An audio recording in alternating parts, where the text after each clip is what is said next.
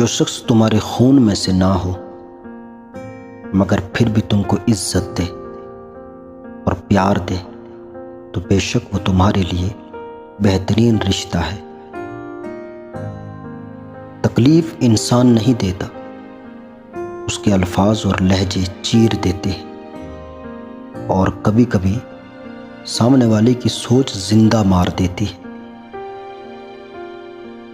ہر لکھی ہوئی بات کو ہر پڑھنے والا نہیں سمجھ سکتا، کیونکہ لکھنے والا احساس لکھتا ہے اور پڑھنے والا صرف الفاظ پڑھتا ہے۔ دو چیزیں اپنے اندر پیدا کر لو، چپ رہنا اور معاف کرنا، کیونکہ چپ رہنے سے بڑا کوئی جواب نہیں اور معاف کر دینے سے بڑا کوئی انتقام نہیں۔ 4 خطرناک قتل۔ پہلا، زیادہ سوچنے سے خوشیوں کا قتل۔ دوسرا، خوف کی وجہ سے حوصلوں کا قتل۔ تیسرا، جھوٹ بولنے سے اعتماد کا قتل۔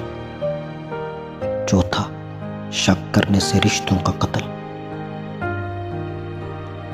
بچپن میں بھائی بہن دن میں 10 دفعہ لڑتے تھے اور اگلے دن بات کر لیا کرتے تھے، مگر بڑے ہو کر ایک بار لڑتے ہیں تو برسوں بات نہیں کرتے۔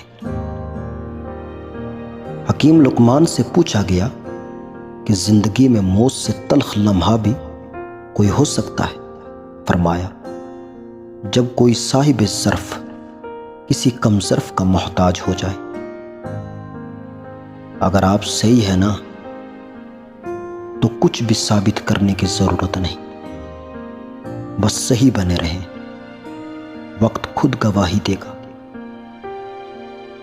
اچھے لوگ سڑک کنارے لگی روشنیوں کے مانند ہوتے ہیں، جو فاصلے تو کم نہیں کرتے البتہ راستے کو چلنے والوں کے لیے آسان ضرور بنا دیتے ہیں۔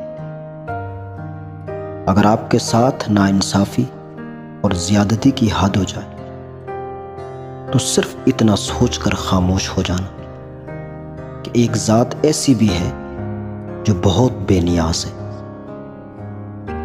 پریشانیاں صرف مکافات عمل کے تحت نہیں آتی، کچھ آزمائشوں کے طور پر، کچھ انسان کو سبق دینے، کچھ نیکیاں دینے اور کچھ مستقبل کی تیاری کے لیے بھی آتی ہیں۔ کچھ لوگوں کے پاس کچھ بھی نہیں ہوتا مگر وہ پھر بھی مسکرا رہے ہوتے ہیں، جانتے ہیں کیوں؟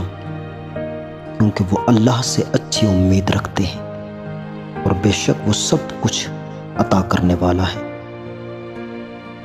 اپنی زبان سے نکلے الفاظ کی ذمہ داری تو ہم لے سکتے ہیں، لیکن سمجھنے والے کی سوچ کی ذمہ داری کسی طور نہیں لی جا سکتی۔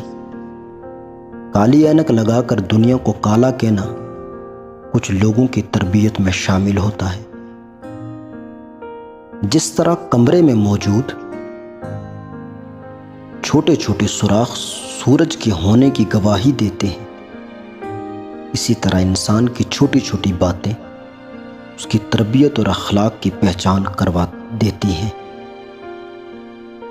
زندگی کی کڑوی سچائی یہ بھی ہے کہ اچھے اور سچے دل کے لوگ کسی کے دل میں جگہ نہیں بنا سکتے، جبکہ مکار، ہوشیار اور چاپلوسی لوگ ہر کسی کے پیارے ہوتے ہیں۔ کمال بات یہ ہے کہ لفظوں سے ہی خاموشی ٹوٹتی ہے اور لفظ ہی خاموش کر دیتے ہیں۔